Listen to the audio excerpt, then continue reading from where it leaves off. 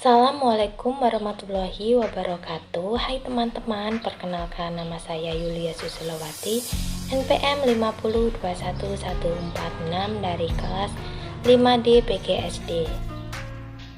Baiklah teman-teman, di sini saya akan menjelaskan sedikit materi yang berjudul Analisis Kebutuhan IPS di SD terhadap muatan PPK dalam kurikulum 2013 dan P5 dalam kurikulum Merdeka dengan mata kuliah Pengembangan Pembelajaran IPS SD yang diampu oleh Bapak Tio Gusti Satria, Magister Pendidikan.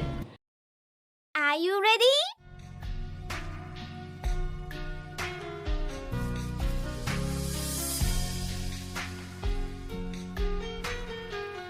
Apa sih itu PPK? PPK yaitu penguatan pendidikan karakter. Adalah gerakan pendidikan di sekolah untuk memperkuat karakter siswa melalui harmonisasi olah hati atau etik, olahraga rasa atau estetis, olahraga pikiran atau literasi, dan olahraga atau kinestetik dengan dukungan pelibatan publik dan kerja sama antara sekolah, keluarga, dan masyarakat. Kebutuhan pembelajaran IPS di SD terhadap muatan PPK dalam kurikulum 2013. Yang pertama yaitu ada KD, kompetensi dasar, ialah bentuk penguasaan peserta didik terhadap pengetahuan, perilaku, keterampilan, dan sikap setelah mendapatkan materi pembelajaran pada jenjang pendidikan tertentu. Kompetensi ini dikembangkan berdasarkan karakteristik peserta didik dan harus mengacu pada kompetensi inti yang telah dirumuskan. Dan yang kedua yaitu ada IPK atau indikator pencapaian kompetensi, yaitu penanda pencapaian KD yang ditandai oleh perubahan perilaku yang dapat diukur. Pengembangan indikator disesuaikan dengan karakteristik siswa, mata pelajaran, satuan pendidikan, potensi daerah, serta dirumuskan menggunakan kata kerja operasional yang terukur. Selanjutnya yaitu P5. P5 adalah Proyek Penguatan Profil Pelajar Pancasila.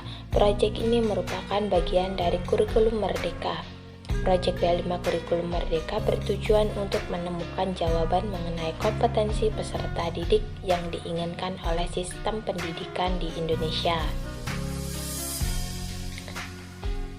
Analisis kebutuhan pembelajaran IPS di SD terhadap muatan P5 dalam kurikulum Merdeka.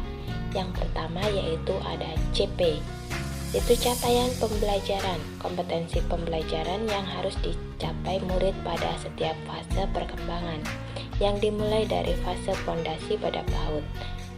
Capaian pembelajaran mencakup sekumpulan kompetensi dan lingkup materi yang disusun secara komprehensif dalam bentuk narasi.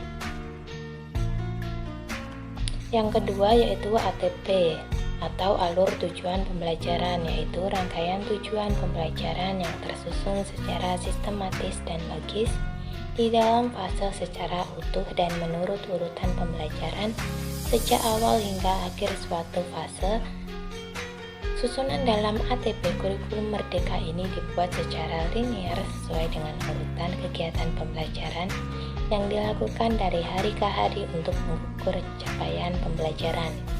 Dan yang ketiga yaitu ada ATP atau tujuan pembelajaran, sebuah istilah yang digunakan dalam kurikulum pendidikan di Indonesia untuk mendeskripsikan kompetensi berupa pengetahuan, keterampilan, dan sikap yang harus dicapai, dimiliki, dan dikuasai oleh peserta didik dalam suatu pembelajaran.